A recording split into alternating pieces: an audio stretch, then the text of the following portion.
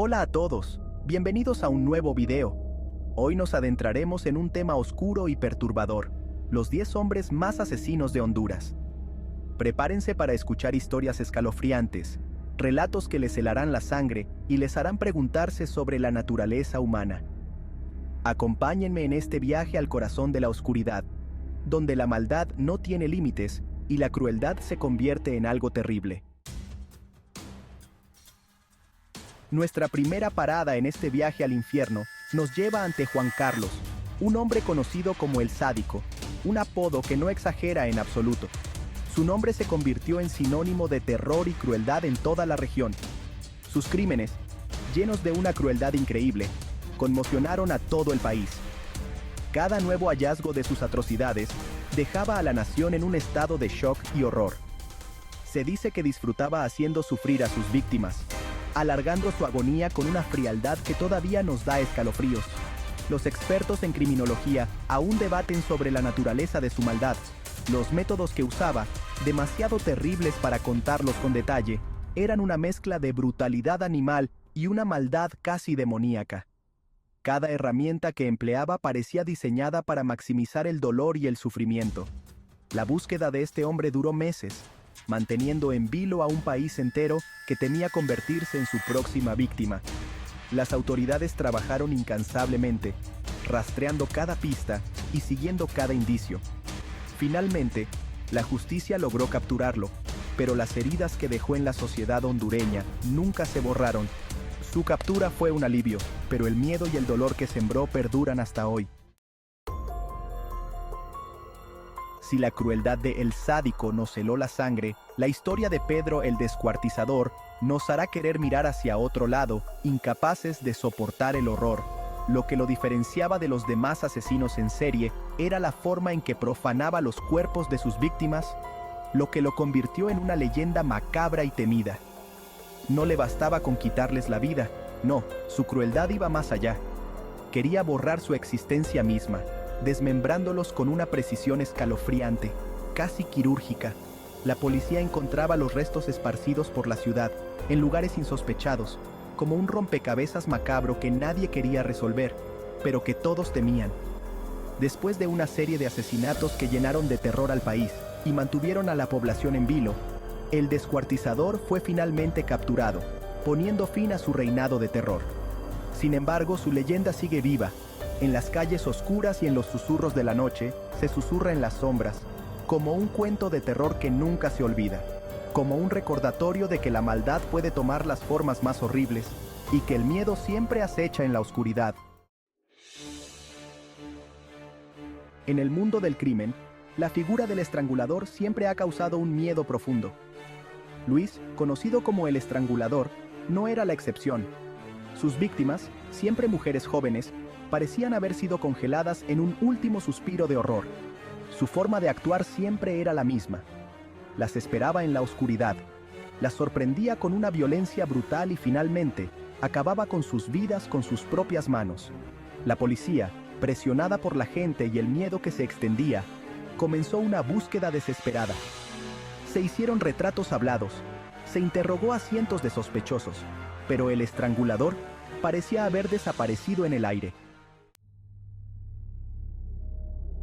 Ahora entremos en un territorio donde la realidad supera la ficción, donde la línea que separa al hombre de la bestia se vuelve borrosa.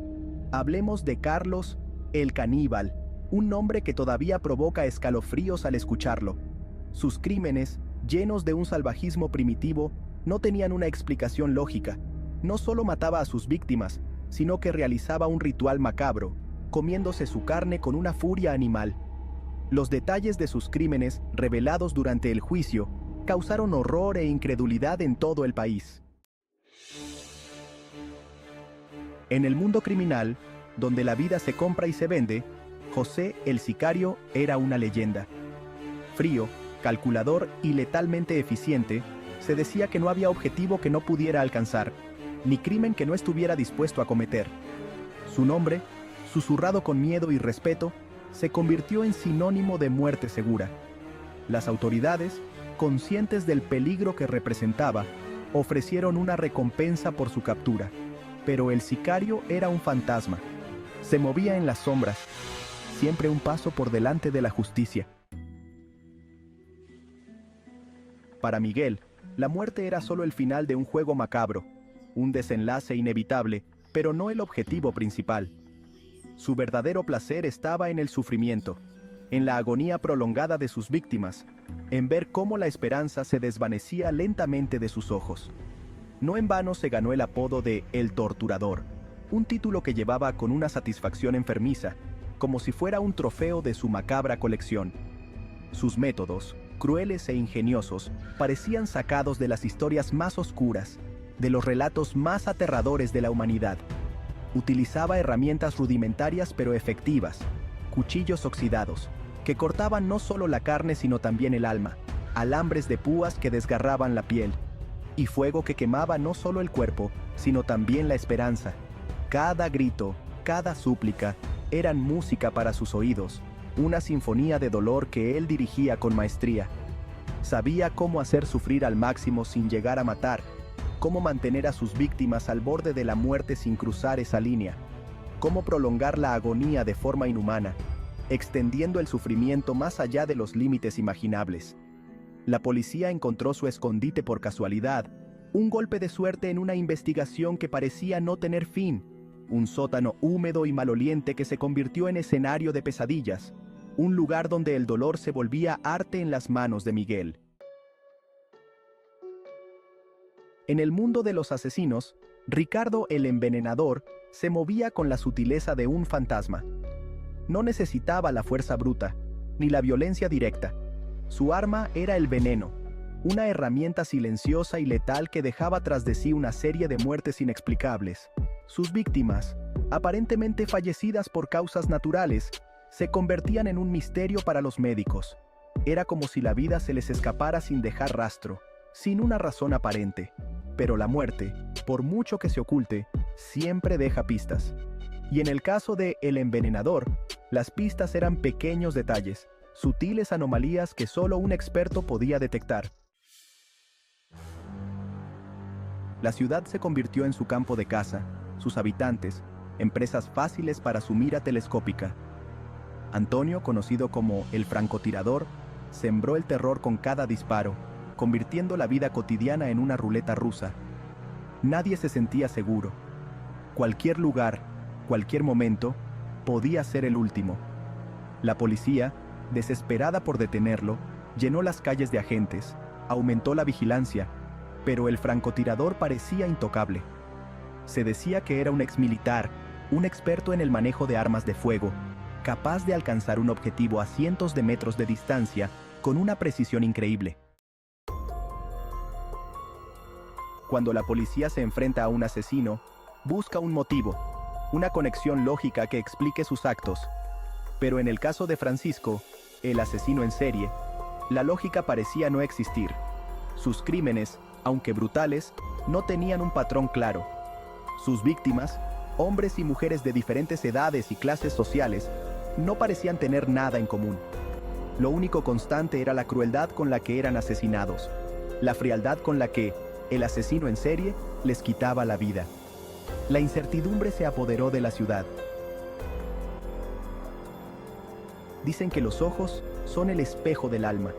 Si esto es cierto, la mirada de Manuel, el psicópata, reflejaba un vacío aterrador, una ausencia total de remordimiento que helaba la sangre a cualquiera que se cruzara con él.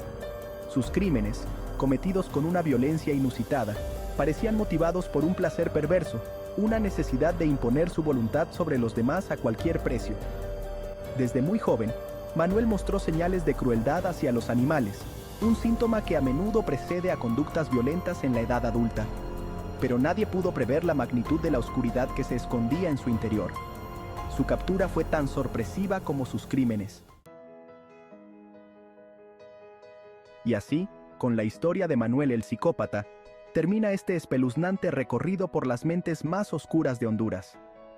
Hemos descendido a las profundidades del mal, hemos visto la barbarie de la que el ser humano es capaz. Pero no debemos olvidar que estos casos, por muy terribles que sean, no representan a toda la sociedad. En medio de la oscuridad, siempre hay espacio para la esperanza. para la lucha incansable por un mundo más justo y seguro. Gracias por ver este video. Si les ha parecido interesante, no olviden darle me gusta y suscribirse para más contenido. Hasta la próxima.